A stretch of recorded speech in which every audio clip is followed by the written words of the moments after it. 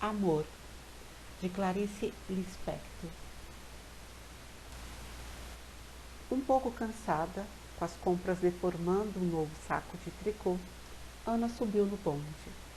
Depositou o volume no colo e o bonde começou a andar.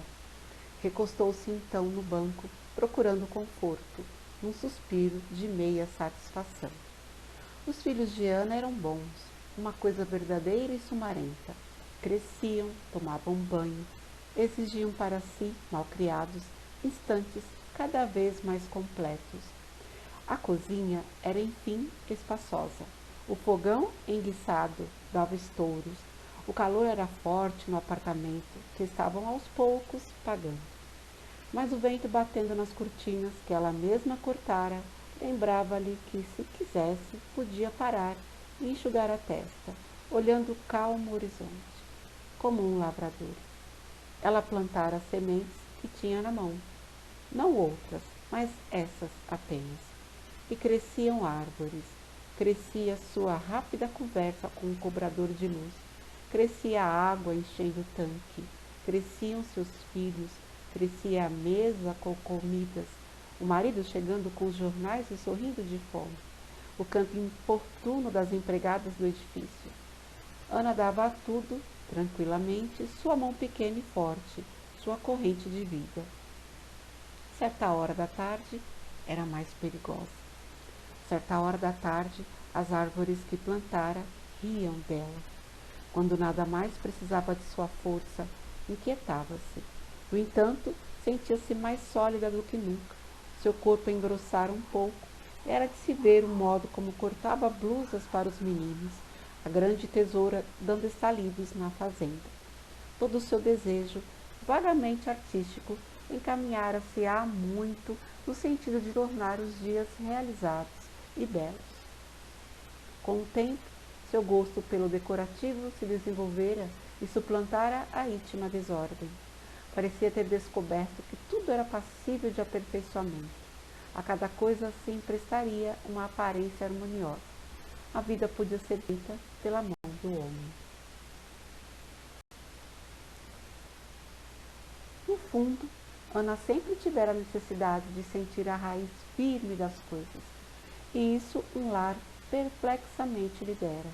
Por caminhos tortos, viera a cair num destino de mulher, com a surpresa de nele caber, como se o tivesse inventado. O homem com quem casara era um homem verdadeiro. Os filhos que tivera eram filhos verdadeiros.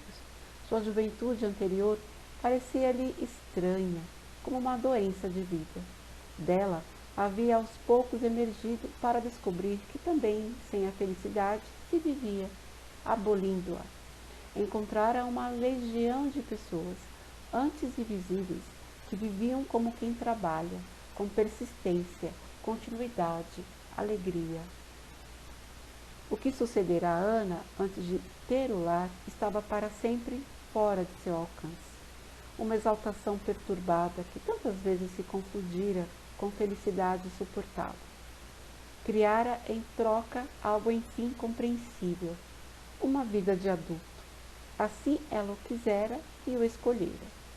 Sua precaução reduzia-se a tomar cuidado na hora perigosa da tarde, quando a casa estava vazia sem precisar mais dela, o sol alto, cada membro da família distribuído nas suas funções. Olhando os móveis limpos, seu coração se apertava um pouco em espanto, mas na sua vida não havia lugar para que sentisse ternura pelo seu espanto. Ela o abafava com a mesma habilidade que as lides em casa lhe haviam transmitido. Saía então para fazer compras ou levar objetos para consertar, cuidando do lar e da família, à revelia deles. Quando voltasse, era o fim da tarde e as crianças vindas do colégio exigiam-na. Assim chegaria à noite com sua tranquila vibração. De manhã, acordaria aureolada pelos calmos deveres. Encontrava os móveis de novo empoeirados e sujos, como se voltassem arrependidos. Quanto a ela mesma, fazia obscuramente parte das raízes negras e suaves do mundo, e alimentava anonimamente a vida. Estava bom assim. Assim ela o quisera e escolhera. O bonde vacilava nos trilhos, entrava em ruas largas. Logo, um vento mais úmido soprava anunciando, mais que o fim da tarde, o fim da hora instável. Ana respirou profundamente e uma grande aceitação deu a seu rosto um ar de mulher. O bonde se arrastava, em seguida estacava. Até o Maitá tinha tempo de descansar. Foi então que olhou para o homem parado no ponto. A diferença entre ele e os outros é que ele estava realmente parado, de pé. Suas mãos se mantinham avançadas. Era um cego.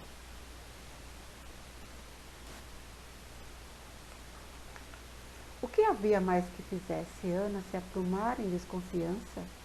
Alguma coisa intranquila estava sucedendo. Então ela viu. O cego mascava chicles. Um homem cego mascava chicles. Ana ainda teve tempo de pensar por um segundo que os irmãos viriam jantar.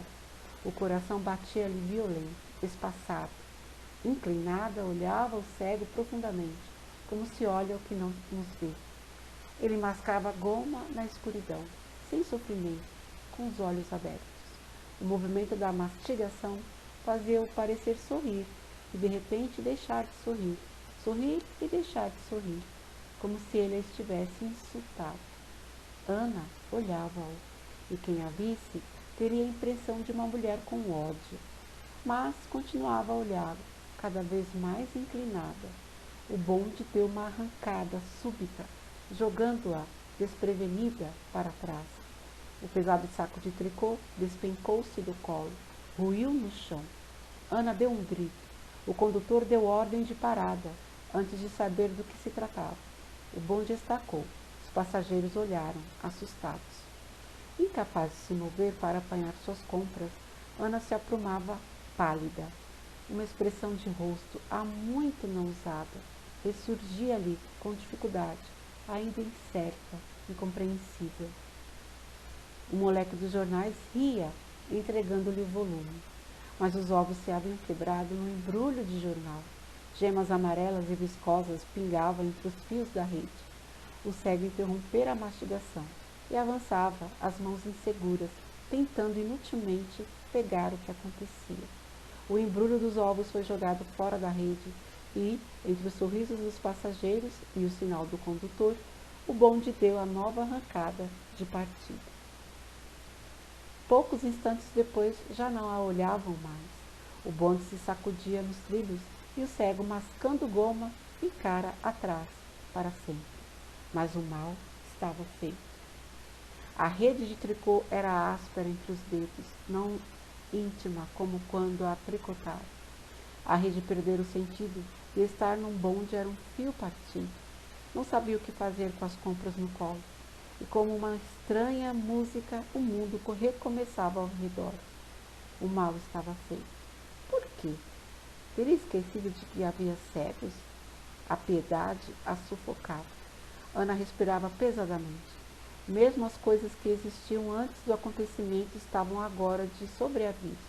Tinha um ar mais hostil, perecível. O mundo se tornara de novo um mal-estar. Vários anos ruíam. As gemas amarelas escorriam, expulsa de seus próprios dias. Parecia-lhe que as pessoas da rua eram periclitantes, que se mantinham por um mínimo equilíbrio à tona da escuridão. E por um momento, a falta de sentido deixava-as tão livres que elas não sabiam para onde ir. Perceber uma ausência de lei foi tão súbito que Ana se agarrou ao banco da frente, como se pudesse cair do bonde. Como se as coisas pudessem ser revertidas com a mesma calma com que não o eram.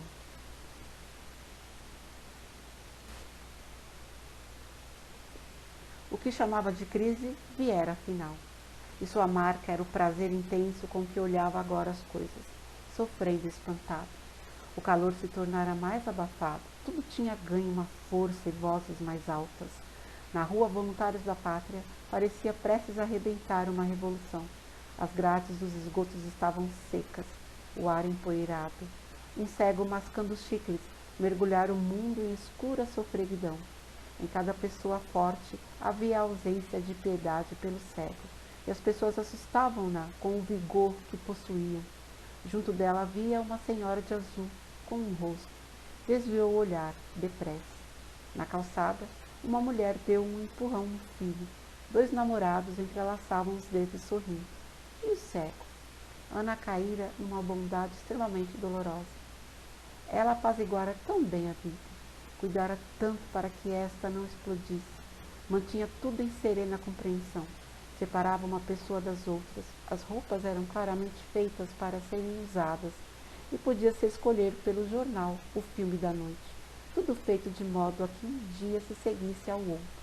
E um cego mascando goma despedaçava tudo isso, e através da piedade aparecia a Ana uma vida cheia de náusea doce até a boca.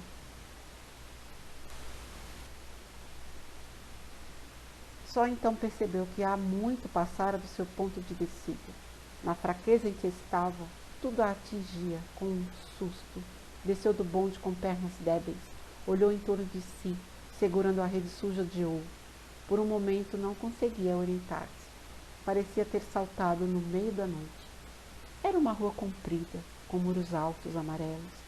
Seu coração batia de medo. Ela procurava inutilmente reconhecer os arredores, enquanto a vida que descobrira continuava a pulsar, e um vento mais morno e mais misterioso rodeava-lhe o rosto. Ficou parada olhando o muro. Enfim pôde localizar-se. Andando um pouco mais ao longo de uma sebe, atravessou os portões do Jardim Botânico. Andava pesadamente pela alameda central, entre os coqueiros. Não havia ninguém no jardim. Depositou os embrulhos na terra, sentou-se no banco de um atalho e ali ficou muito tempo. A vastidão parecia acalmá-la, o silêncio regulava sua respiração. Ela adormecia dentro de si. De longe via a aléia onde a tarde era clara e redonda, mas a penumbra dos ramos cobriu o atalho. Ao redor havia ruídos serenos, cheiro de árvores, pequenas surpresas entre os cipós, todo o jardim triturado pelos instantes, já mais apressados da tarde. De onde vinha o meio sonho pelo qual estava rodeada? Como por um zunido de abelhas e aves. Tudo era estranho, suave demais, grande demais.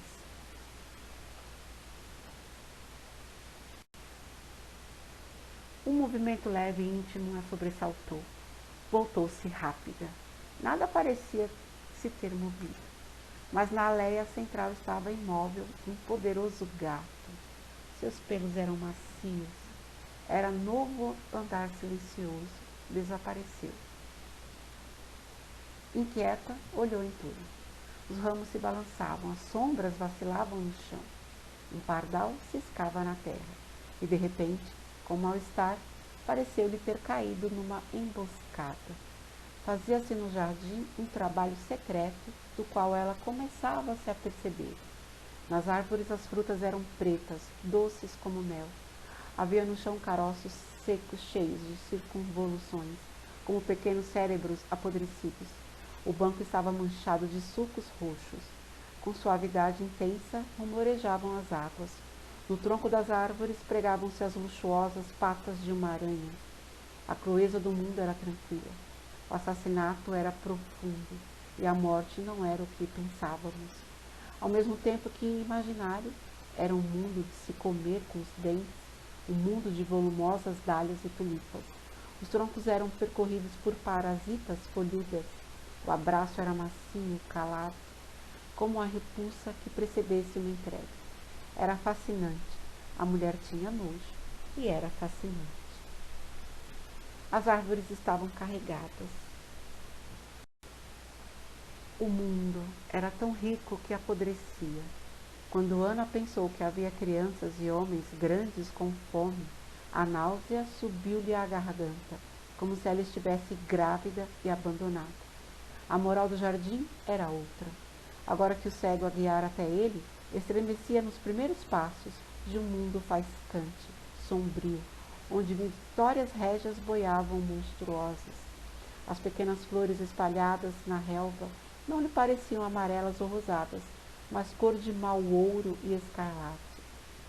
A decomposição era profunda, perfumada, mas todas as pesadas coisas ela via com a cabeça rodeada por um enxame de insetos enviados pela vida mais fina do mundo.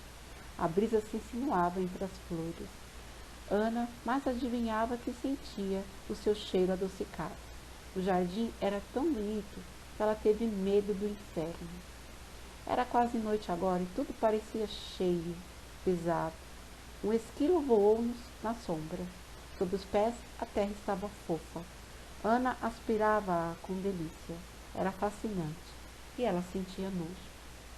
Mas, quando se lembrou das crianças, diante das quais se tornara culpada, ergueu-se com uma exclamação de dor. Agarrou o embrulho, avançou pelo atalho obscuro, atingiu a alameda. Quase corria, e viu o jardim em torno de si, com sua impetuosidade soberba. Sacudiu os portões fechados, sacudia-os segurando a madeira áspera. O vigia pareceu espantado de não a ter visto. Enquanto não chegou à porta do edifício, parecia à beira de um desastre. Correu com a rede até o elevador. Sua alma batia-lhe no peito. O que se sucedia? A piedade pelo cego era tão violenta como uma ânsia, mas o mundo lhe parecia seu, sujo, perecível, seu. Abriu a porta de casa. A sala era grande, quadrada, as maçanetas brilhavam limpas, os vidros da janela brilhavam, a lâmpada brilhava. Que nova terra era essa? E por um instante a vida sadia que levara até agora pareceu-lhe um modo moralmente louco de viver. O menino que se aproximou correndo era um ser de pernas compridas e rosto igual ao seu, que corria e a abraçava. Apertou-o com força, com espanto. Protegia-se trêmula, porque a vida era periclitante. Ela amava o mundo, amava o que fora criado, amava com nojo, do mesmo modo como sempre fora fascinada pelas ostras, com aquele vago sentimento de asco que a aproximação da verdade lhe provocava. Avisando-a, abraçou o filho, quase a ponto de machucá-lo, como se soubesse de um mal. O cego ou o belo jardim botânico? Agarrava-se a ele, a quem queria acima de tudo. Fora atingida pelo demônio da fé. A vida é horrível, disse-lhe baixinho, faminta. O que faria se seguisse o chamado de cego? Iria sozinha. Havia lugares pobres e ricos que precisavam dela.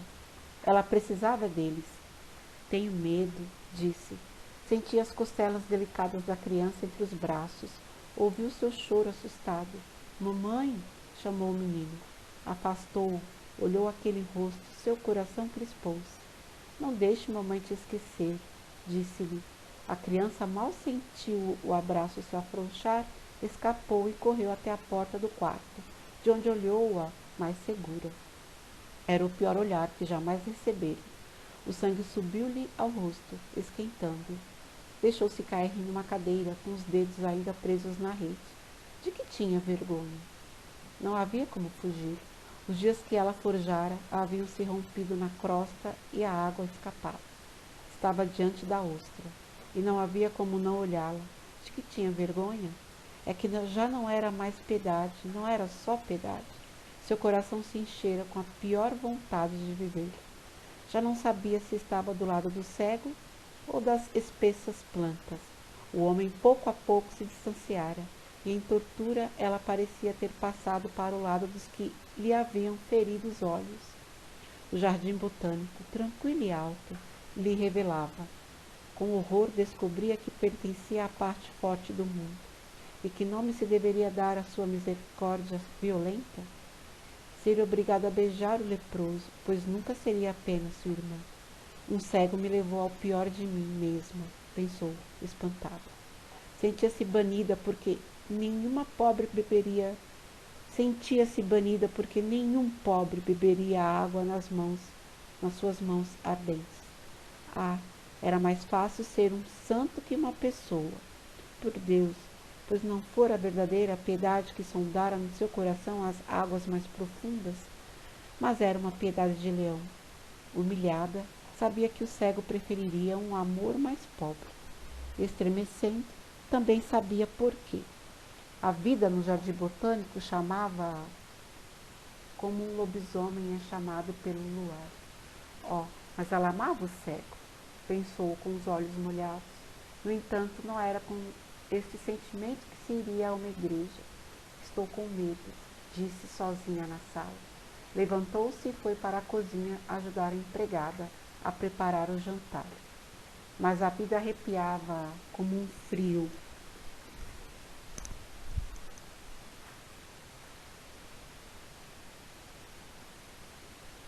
Ouvi o sino da escola, longe e constante. O pequeno horror da poeira ligando em fios a parte inferior do fogão, onde descobriu a pequena aranha.